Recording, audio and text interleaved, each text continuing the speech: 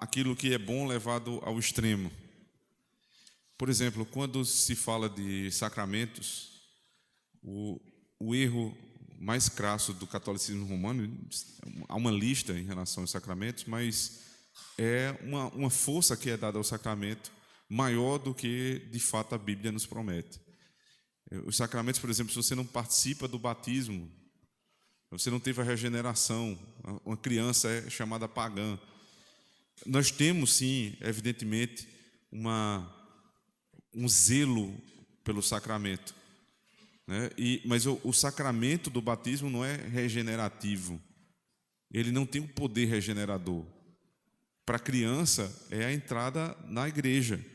E ela se faz presente, ela recebe esse sacramento por conta da autoridade e da fé dos seus pais.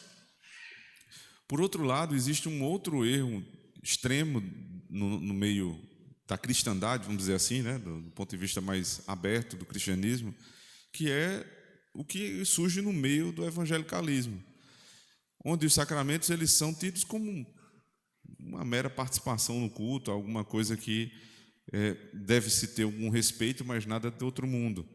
Então, por exemplo, na hora da ceia, você tem uma igreja que toca uma música numa maior alegria, não se dando conta daquilo que estão fazendo.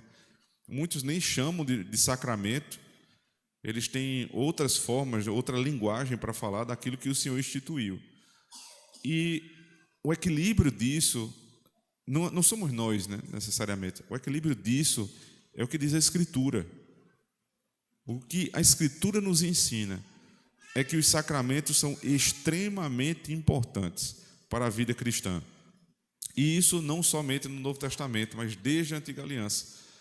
Quando o Senhor dá a promessa a Abraão, Abraão crê e isto lhe é imputado por justiça, capítulo 15 de Gênesis, e no capítulo 17 o Senhor dá um sinal e selo dessa promessa por meio da instituição da circuncisão. Não somente para ele, mas para todos que estavam debaixo da sua tutela, no caso, os seus servos e os seus filhos. E não ter este sinal, de fato, era uma grande maldição. Porque quando Moisés resolveu não circuncidar o seu filho, a mão de Deus pesou sobre ele e a sua esposa o chamou de homem sanguinário. Se nós entendemos que os sacramentos da Antiga Aliança, eles dizem respeito os mesmos significados da Nova Aliança, só que em administração diferente, nós devemos dizer que pais que não trazem os seus filhos para serem batizados, como nós vamos ver daqui a pouco, no caso de Maria, eles são homens e mulheres sanguinários, porque eles estão negando uma bênção de Deus para os seus filhos. Estão negando uma bênção de Deus. Não é isso que dizem os nossos irmãos evangélicos.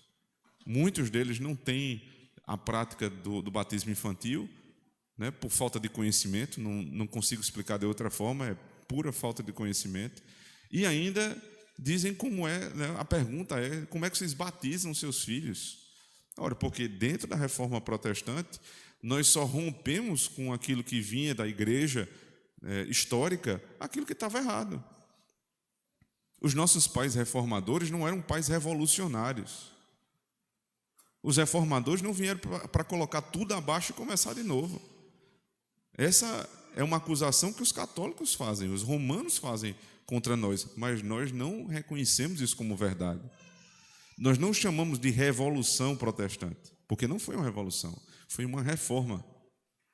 Na reforma, nós não colocamos a nossa casa abaixo e construímos outra, mas nós vemos aquilo que não está adequado às nossas necessidades e mudamos aquilo pontualmente, não é a casa toda. Por isso que o que estava de pé, de acordo com as Escrituras, permanece. Não temos dificuldade nenhuma em reconhecer isso. Não era 100% da igreja histórica que estava ali corrompida. Evidentemente que não.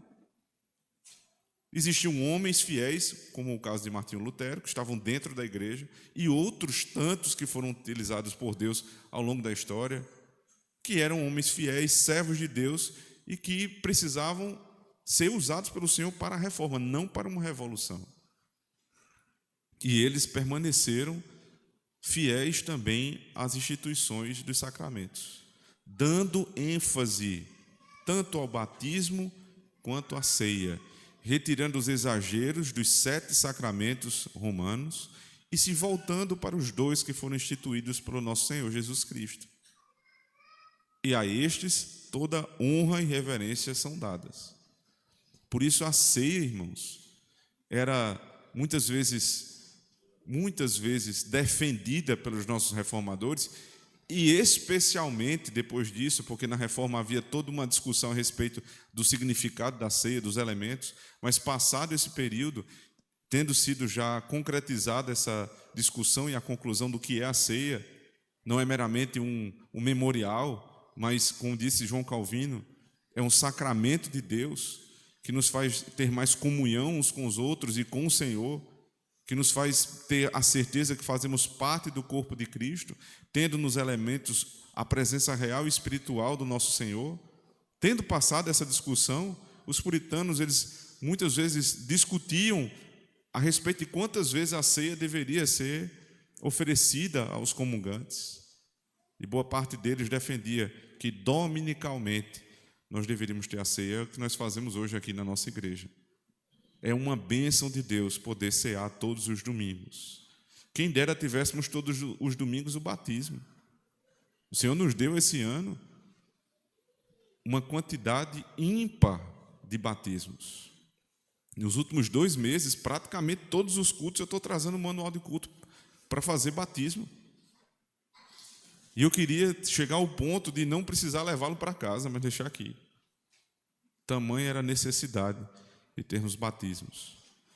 Os nossos sacramentos são sinais de que nós estamos em comunhão com o Senhor. São bênçãos que o Senhor traz para a nossa vida. Não podem ser deixados de lado porque são meios de graça, assim como a oração e a pregação da palavra. Eles nunca virão antes da pregação, porque a lógica é: eu ouço o evangelho e então eu sou levado ao batismo. Eu sou batizado, então eu sou levado à mesa do Senhor, sempre nessa sequência. Então, irmãos, nem todos aqui estão há muito tempo dentro da herança reformada, mas todos precisam saber do respeito que nós temos por esses sacramentos, da necessidade que nós sentimos de que eles estejam sempre presentes. Isso não nos vai levar ao extremismo romano, nem muito menos ao outro extremo de falta de reverência de muitos evangélicos. Mas isso vai nos levar sempre a voltar os nossos olhos para a Escritura e ter respeito pelos sacramentos que o Senhor nos deixou. Amém.